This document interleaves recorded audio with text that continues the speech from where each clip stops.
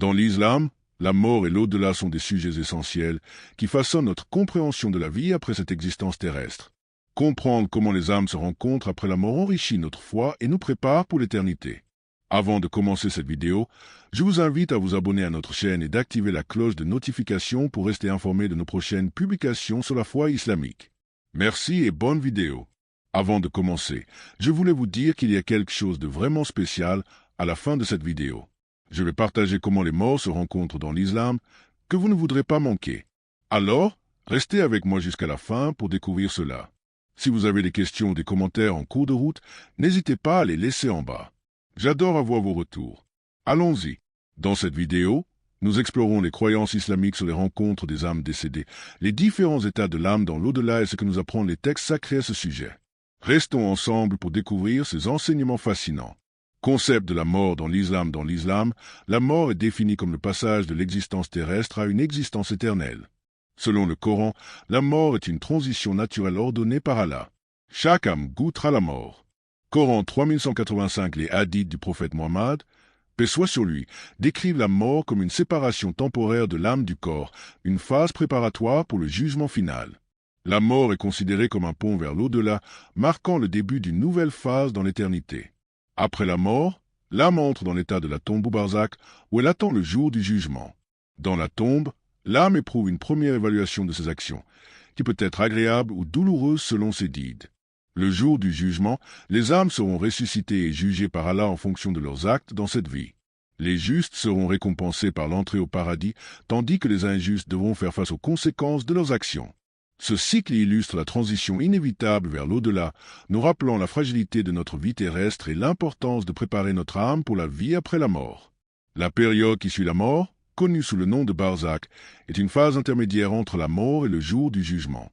C'est un temps crucial où l'âme vit une première expérience de son destin éternel en attendant la résurrection finale. Dans le barzakh, les âmes sont visitées par deux anges nommés Munkar et Nakir. Leur rôle est de poser des questions à l'âme sur sa foi et ses actions durant sa vie terrestre. Selon un hadith rapporté par Al-Bukhari et Muslim, ces anges interrogent l'âme sur la foi en Allah, le prophète Mohammed, paix soit sur lui, et la pratique de l'islam. Les réponses de l'âme déterminent son expérience dans la tombe. Si l'âme répond correctement, elle est réconfortée et reçoit des signes de la paix qui l'attend. Si l'âme répond mal ou est incertaine, elle peut éprouver des douleurs et des tourments en attendant le jour du jugement. Les expériences des âmes dans le barzakh varient considérablement selon leurs actions et croyances durant leur vie. Le Coran et les hadiths décrivent deux types d'expériences, les récompenses et les châtiments. Pour les âmes vertueuses, le barzakh est un lieu de paix et de réconfort. Le prophète Mohammed, paix soit sur lui, a expliqué que les âmes des croyants pieux sont accueillies par des signes de douceur et de sérénité.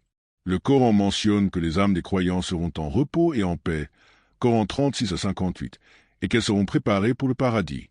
Elles peuvent également percevoir des fragments de la beauté du paradis, recevant des bénédictions qui leur procurent confort et espoir.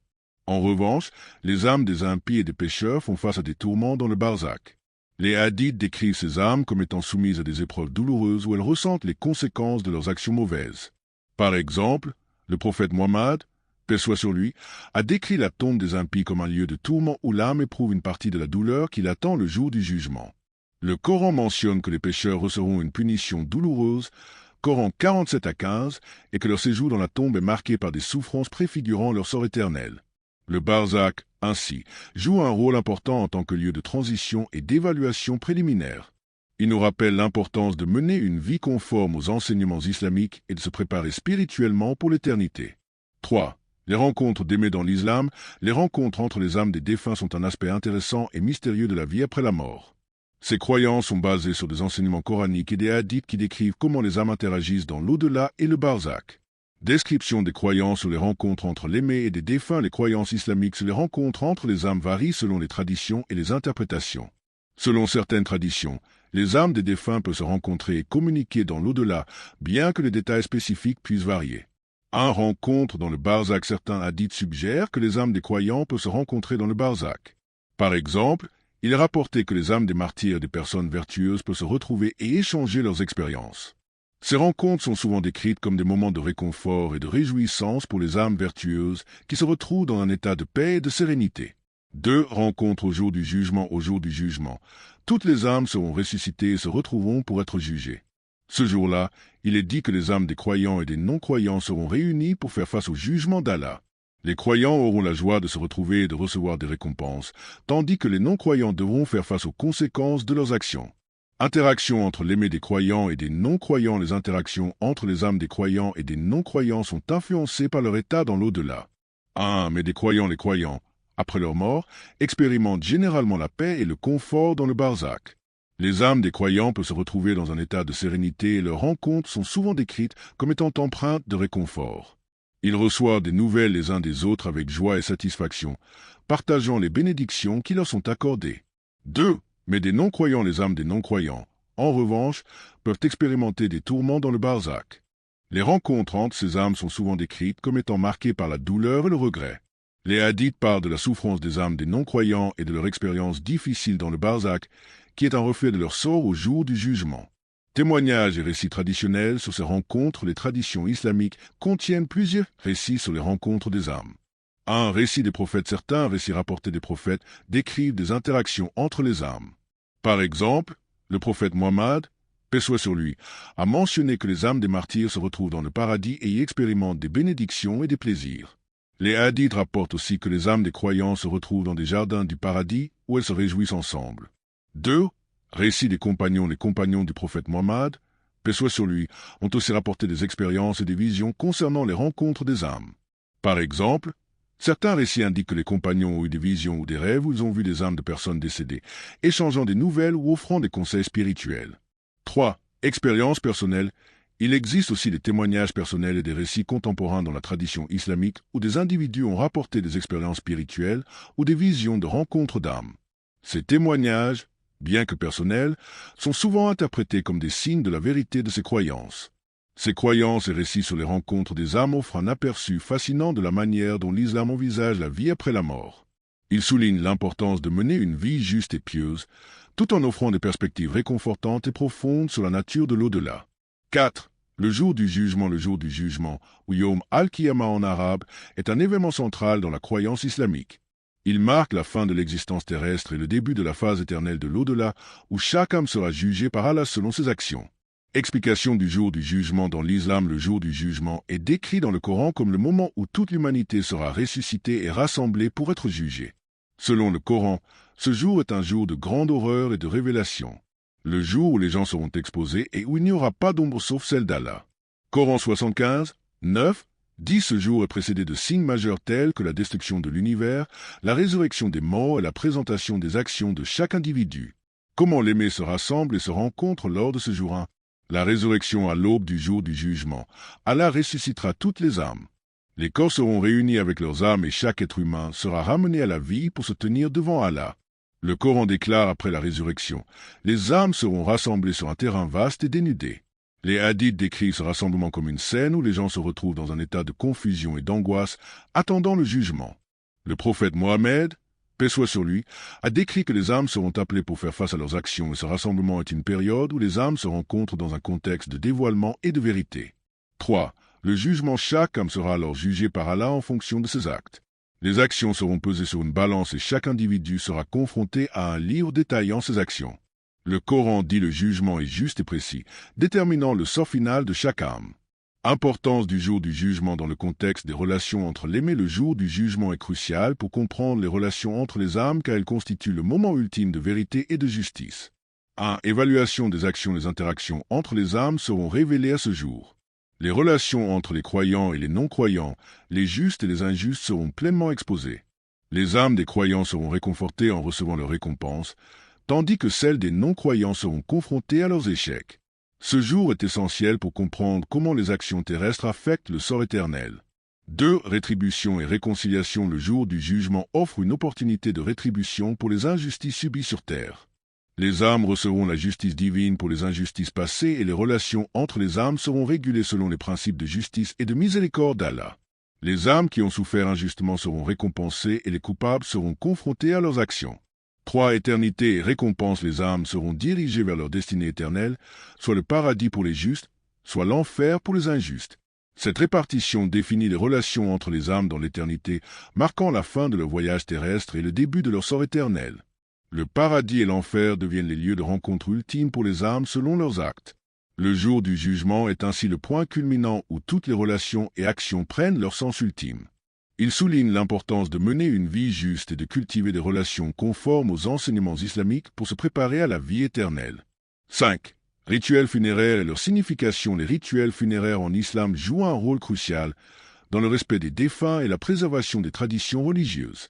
Ces pratiques ne sont pas seulement des cérémonies de deuil, mais aussi des expressions profondes de foi et de solidarité au sein de la communauté. Présentation des rituels funéraires en islam. Le lavage.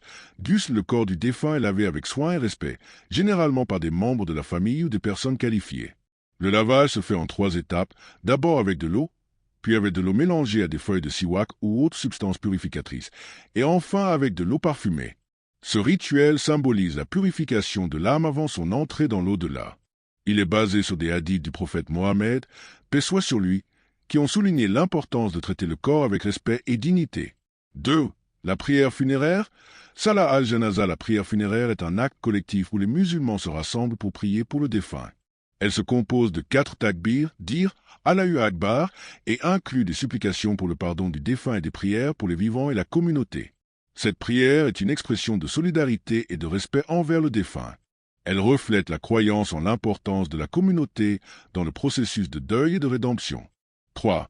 L'enterrement. Le corps est enterré dans une tombe, généralement orientée vers la Mecque, Qibla.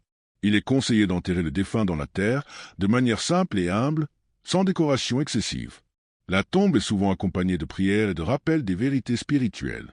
L'enterrement rapide est recommandé pour respecter le corps et permettre à l'âme de passer au barzakh. Cette pratique est fondée sur les traditions du prophète Mohammed, paix soit sur lui, qui ont souligné la simplicité et l'humilité dans les rituels funéraires. Importance de ces rituels pour les vivants et les décédés. 1.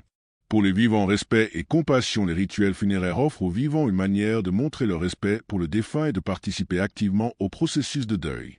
Ils permettent aux proches de faire leur deuil et de se souvenir du défunt avec dignité. Consolidation spirituelle. Ces rites renforcent la foi des vivants en la vie après la mort et leur rappellent les vérités spirituelles fondamentales de l'islam. Ils permettent aux vivants de se connecter spirituellement avec le défunt et de prier pour sa rédemption. 2. Pour les décédés, purification et préparation. Le lavage et les prières funéraires aident à préparer l'âme pour son voyage vers l'au-delà, symbolisant la purification et le respect envers le défunt. Rappel du jugement. Les rituels rappellent aux musulmans la réalité du jugement dernier et la nécessité de mener une vie conforme aux principes islamiques. Comment ces pratiques renforcent l'idée de communauté et de connexion spirituelle. En solidarité communautaire, les rituels funéraires rassemblent la communauté musulmane, renforçant les liens sociaux et spirituels entre les individus. La prière collective pour le défunt et la participation au deuil démontrent l'unité et la solidarité au sein de la communauté. 2. Connexion spirituelle. Ces pratiques permettent aux vivants de se souvenir de la mortalité et de se connecter spirituellement avec le défunt.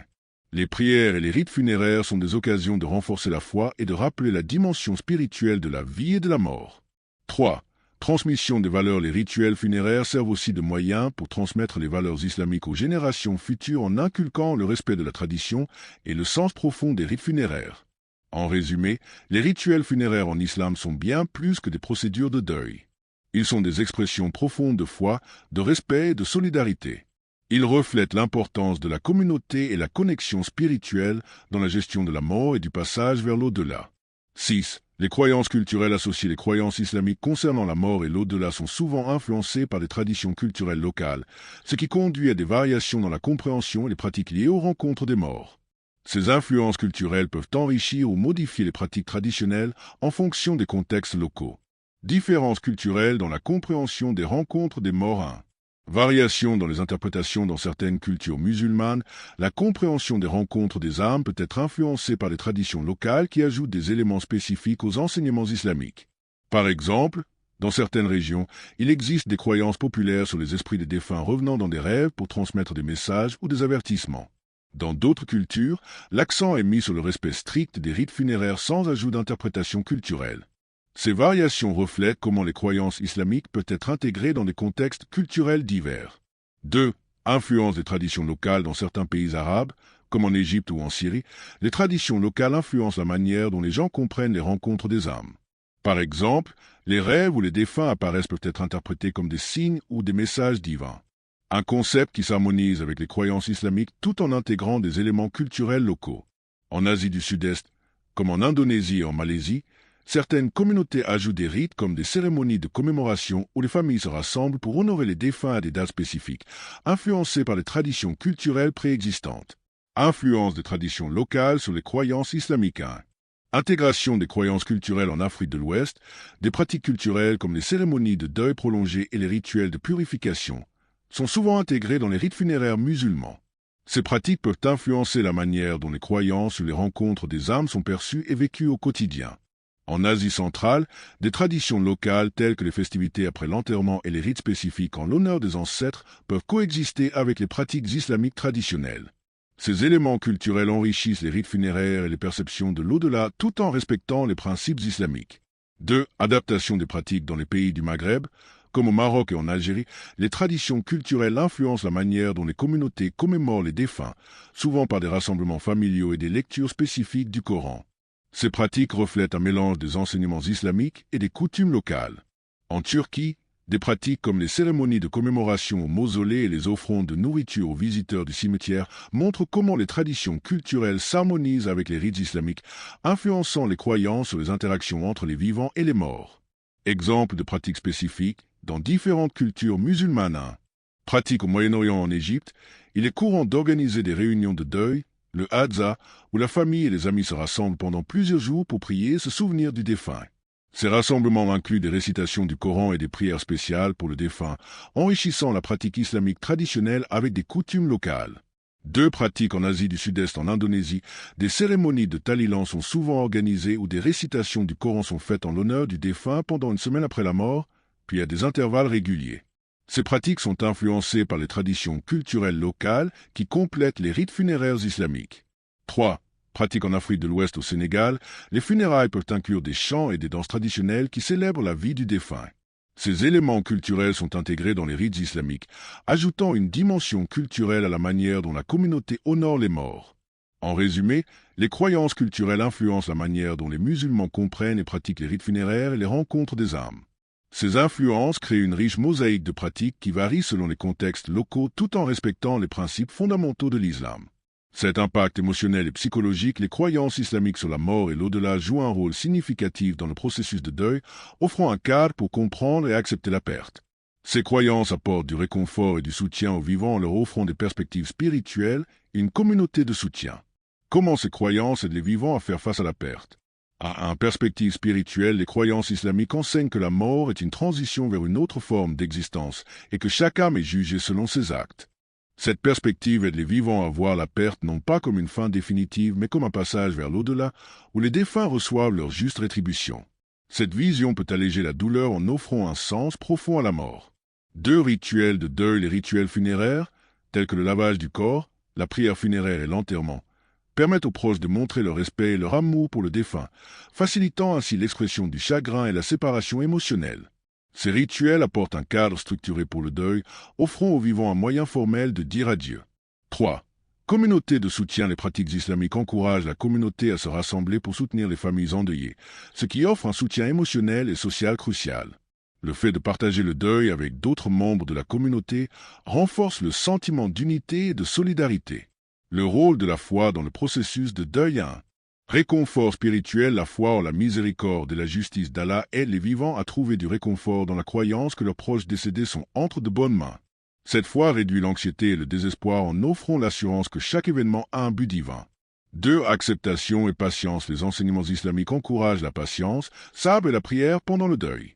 La patience face à la perte est valorisée comme une vertu et les prières pour le défunt sont vues comme un moyen de demander à Allah de leur accorder paix et rédemption. Cela aide les vivants à accepter la perte avec sérénité. Témoignage sur le réconfort trouvé dans ces croyances. Récits de familles endeuillées. De nombreuses familles musulmanes rapportent que leur foi les a aidés à traverser les moments les plus difficiles de leur deuil. Elles trouvent du réconfort dans les prières collectives et les souvenirs partagés du défunt, ainsi que dans la croyance que le défunt est maintenant en paix. 2. Expériences personnelles. Certains témoignages racontent comment les visions ou les rêves où les défunts apparaissent peuvent apporter une grande consolation. Ces expériences sont souvent interprétées comme des signes que le défunt est bien et que leur âme est en paix, ce qui aide les vivants à trouver une forme de clôture. En conclusion, les croyances islamiques sur la mort et l'au-delà offrent aux vivants des moyens importants de faire face à la perte. La perspective spirituelle Les rituels de deuil et le soutien communautaire apportent réconfort et soutien, aidant ainsi à atténuer la douleur émotionnelle et à faciliter le processus de guérison. 9. Conclusion, nous avons exploré comment l'islam aborde les questions de la mort et de l'au-delà en examinant les rituels funéraires, les croyances sur la vie dans la tombe, les rencontres des âmes et le jour du jugement. Ces aspects montrent une vision complète de la transition entre cette vie et l'au-delà, mettant en lumière la profondeur spirituelle des pratiques islamiques. Comprendre ces croyances est crucial pour saisir le sens de la vie et de la mort selon l'islam. Elles offrent non seulement un cadre pour affronter la perte, mais aussi une perspective enrichissante sur la continuité de l'existence. Réfléchir à ces enseignements nous invite à considérer le véritable sens de notre vie et l'impact de nos actions sur notre destin éternel. Cette réflexion peut nous guider vers une vie plus consciente et spirituellement significative. Si vous avez trouvé cette vidéo informative, n'oubliez pas de vous abonner à notre chaîne pour ne pas manquer nos prochaines publications. Laissez un j'aime et partagez vos pensées ou questions dans les commentaires ci-dessous. Nous aimerions connaître vos expériences personnelles ou vos réflexions sur le sujet. Votre engagement nous aide à créer davantage de contenu utile et inspirant. Merci de votre soutien.